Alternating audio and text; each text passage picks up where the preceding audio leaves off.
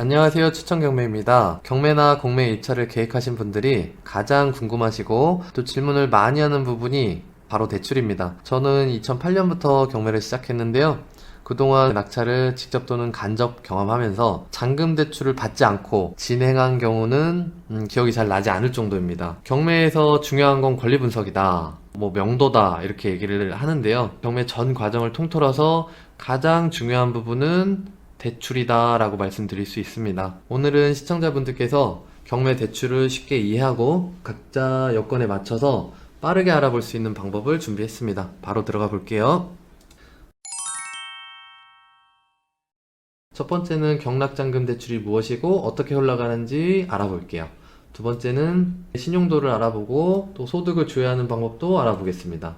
물건별로 대략적인 대출의 한도, 이건 편차가 있으니까 참고만 하셔야 돼요. 네 번째로는 주거래은행을 통해서 대출을 받는 방법, 제일 많이 사용하는 경매 대출 전문 상담사분들을 통해서 확인을 하는데 연락처를 쉽게 얻는 방법도 확인을 해볼게요. 대출할 때 필요 서류도 확인을 해보겠습니다.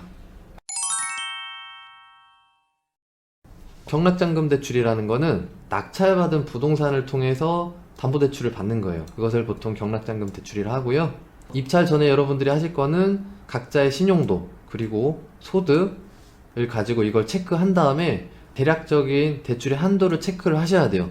최대한 많이 받는 걸 권해드리진 않지만 많이 받으셔야 되는 분들도 계시기 때문에 이 대출의 한도에서 문제가 생기면 그런 분들은 대금 미납하기 때문에 반드시 입찰 전에 신용도와 소득을 체크하시고 또 물건을 가지고도 이게 대출이 나오는 물건인지 확인하셔야 됩니다. 입찰을 하셨는데 낙찰을 받았다. 그러면 확인하실 게 은행 금리나 또 대출의 한도, 중도상환 수수료 이런 것들을 조건을 받아보시고 비교한 다음에 대출을 확정하셔야 돼요. 이걸 보통 자서라고 하거든요.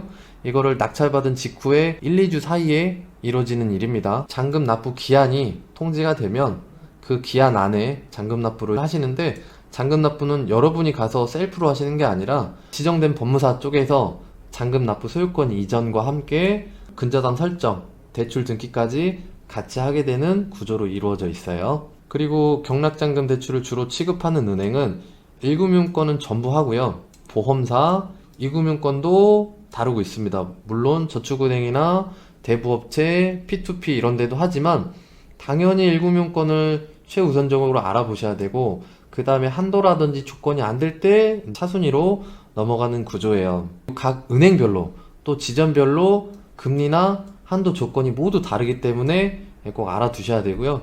그리고 참고로 1금융권 같은 경우는 기업은행이나 하나은행에서 경매 대출을 좀 많이 다루는 편입니다. 그리고 경매 같은 경우는 잔금 기한이 낙찰일로부터 약 6주, 한 45일 정도라고 알고 계시면 돼요. 경매는 잔금 기한이 넘어가도 잔금을 낼 수 있어요. 지연이자를 12% 물지만 그 안에 내야죠. 그런데 공매 같은 경우는 낙찰일로부터 약 5주 정도인데 이 기간이 넘어가면 잔금을 못 낼 수 있어요. 몰취됩니다, 바로. 그래서 압류재산으로 진행되는 공매는 이 기한을 반드시 지켜야 된다라고 이해하고 계셔야 돼요. 경매 대출의 기본은 감정가 70 그리고 낙찰가 80 중에 낮은 금액, 그래서 감칠낙팔이라고 얘기를 많이 하거든요. 감칠낙팔, 이거 외워두시면 좋을 것 같고요. 물론 낙찰가 80보다 더 나오는 경우도 있는데 대출은 무조건 보수적으로 판단을 하고 진행을 하셔야 됩니다. 아파트 같은 경우는 KB 시세를 참고를 많이 해요. 100세대 이상의 60%를 기준으로 하시고 규제지역 같은 경우는 KB 시세 이렇게도 안 나옵니다. 그리고 생애 최초라든지 다자녀 같은 경우는 60%보다 더 나오는 경우도 있는데 이걸 지금 다 다룰 수는 없으니까 일단 비규제 지역에서 KB 시세의 60% 정도까지 한도가 나올 수도 있구나, 여기에 여러분들의 신용과 소득이 더해져서 대출의 한도 그리고 금리 같은 것들이 적용이 되는 거예요. 정책 상품이라는 게 있거든요.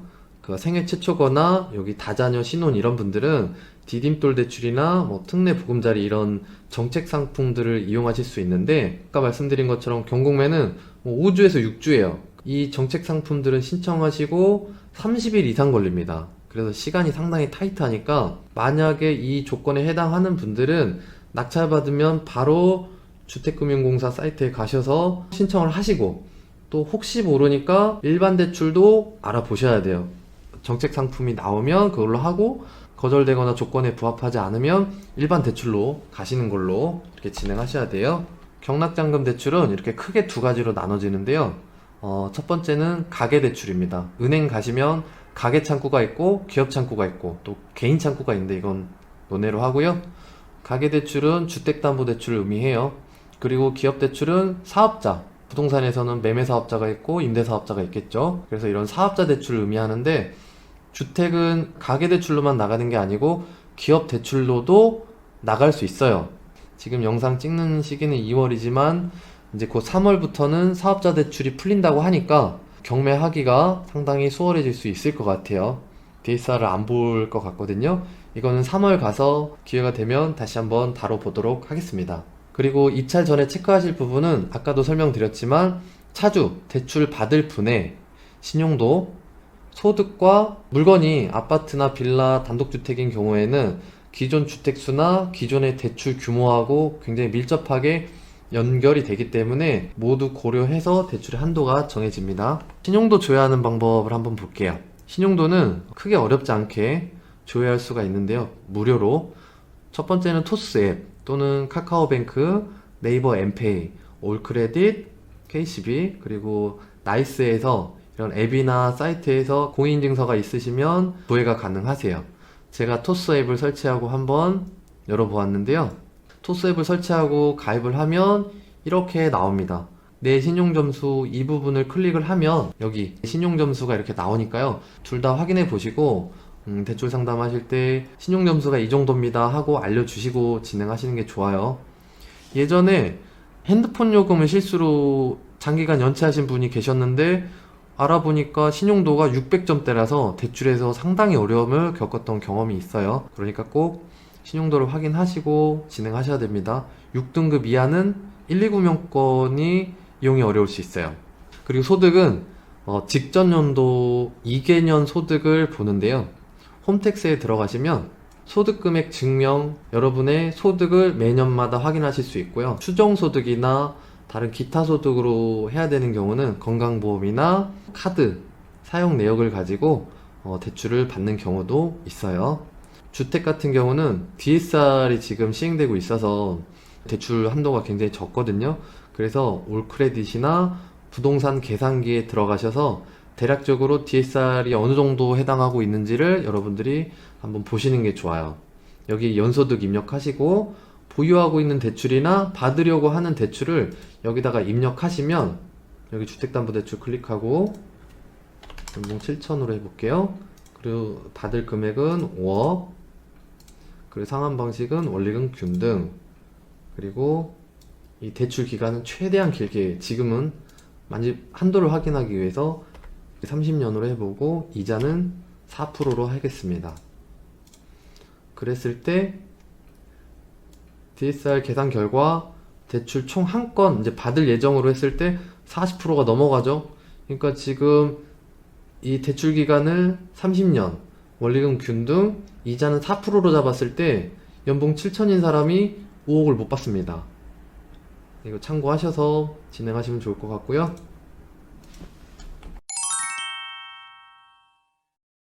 아파트는 KB 부동산 시세 기준으로 60%가 한도다. 물론 70%로 적용되는 분도 있는데 최대 60% 정도로 알고 계시면 될 것 같아요. 물론 이제 낙찰가가 80%가 KB 60과 낙찰가 80 중에서 낮은 금액으로 이해하시면 되고요. 아파트 KB 시세 보는 방법을 한번 볼게요. 최근에 낙찰된 사건 중에서 구로에 있는 럭키 아파트가 감정가 8억짜리가 5억 4천 정도로 낙찰이 됐습니다. 그러면 이 물건에 네이버 부동산에 들어가서 KB 시세를 한번 볼게요. 해당 평형을 클릭하고, 그리고 매매 클릭하시고, 또 매매 실거래가 아래에 KB 부동산 이 부분을 클릭하시면 여기 KB 시세가 나옵니다. 일반 평균가 낙찰 당시부터 지금까지 계속 8억 500으로 체크가 돼 있는데, 그런데 지금 경매 낙찰될 물건은 1층이에요. 1층인 경우에만 이 하위 평균가를 가지고 KB 시세를 입력하시면 되세요. 빌라의 경우는 감정가 70, 낙찰가 80 중에 낮은 금액, 감 7, 낙 8로 외우고 계시면 되는데 낙찰가 90%, 85%가 나오는 경우가 있기는 한데 그거를 전제로 해서 입찰하시면 안 됩니다. 안전하게 확인하고 들어가셔야 돼요.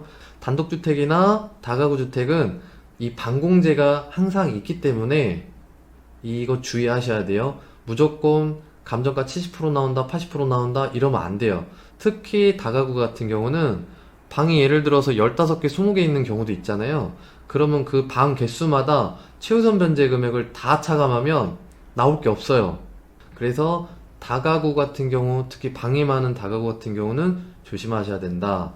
신탁사를 이용해서 신탁대출을 이용하는 경우들이 있다 정도. 이거는 나중에 기회가 되면 따로 한번 다뤄보겠습니다.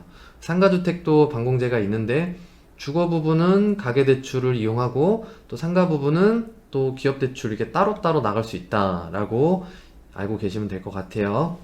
그리고 우리가 알고 있는 이런 비주거용, 상가, 건물, 이런 토지, 특수물건을 제외하고는 다 모두 일반적으로 감정가 70, 그리고 낙찰가 80을 기준으로 대출이 나오고 있습니다. 이건 최대 한도니까 반드시 이렇게 나온다라고 생각하시면 안 됩니다. 주거래은행을 통해서 대출을 받을 수 있는데요.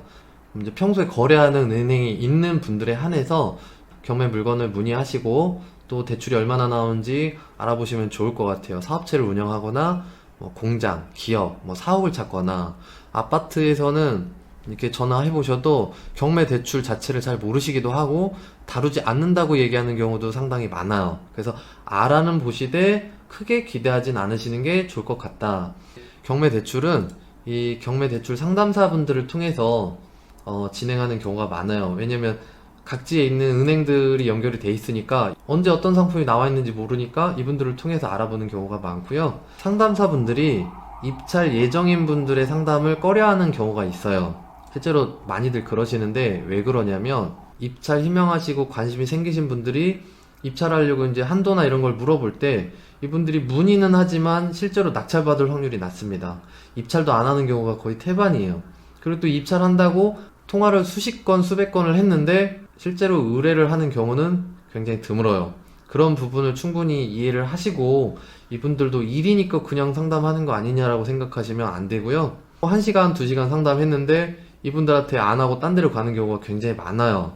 그런 부분을 이해하고 전화로 문의하시면 좋을 것 같아요. 그리고 명함을 받으러 법원에 가라고 하는데 법원 갈 필요 없어요. 제가 쉽게 연락처 확인하는 방법 알려드릴게요. 지지옥션이라는 사이트에 들어가시면 로그인 하지 않으셔도 결과 통계 탭, 경매 검색 옆에 두 번째, 그리고 경락 잔금 거래소, 주로 경매 대출을 다루는 분들의 연락처가 있습니다. 연락처를 확보를 해서 그 중에서 전화를 하시면 좋을 것 같아요.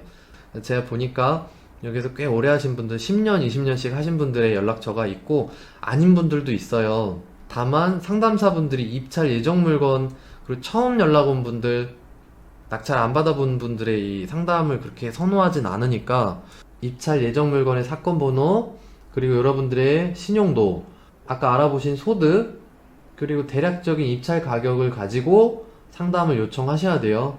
그렇지 않으면 무조건 틀린 답변이 오니까 확정할 수가 없는 거예요. 자, 마지막으로 필요 서류를 알아볼게요. 입찰 보증금 영수증, 입찰해서 낙찰 받으면 그날 영수증 나옵니다. 그리고 매각 허가 결정문은 보내주지 않고 필요한 은행이 있는데 은행에서 이 서류들을 달라고 하면 법원에 가서 결정문을 별도로 발급 받으셔야 돼요. 대금 지급기한 통지서는 가만히 기다리시면 댁으로 날아오는 거고요.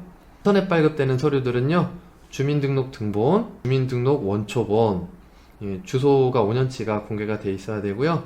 그리고 인감증명서는 주민센터를 방문하셔야만 발급받을 수 있는데 내부에서 5부씩 발급받으시는 게 좋아요. 명도 확인서라든지 위임할 때 필요하니까 인감증명서는 넉넉하게 발급받으시는 게 좋습니다. 홈택스에서는 국세 또 지방세 완납증명을 발급받으실 수 있고요.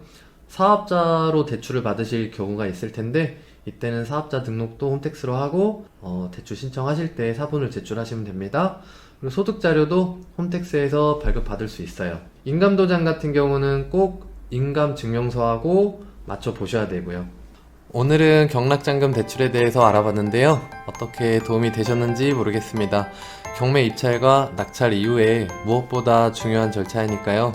사소한 부분도 꼼꼼히 챙기셔서 실수하지 않게 처리하시길 바랍니다.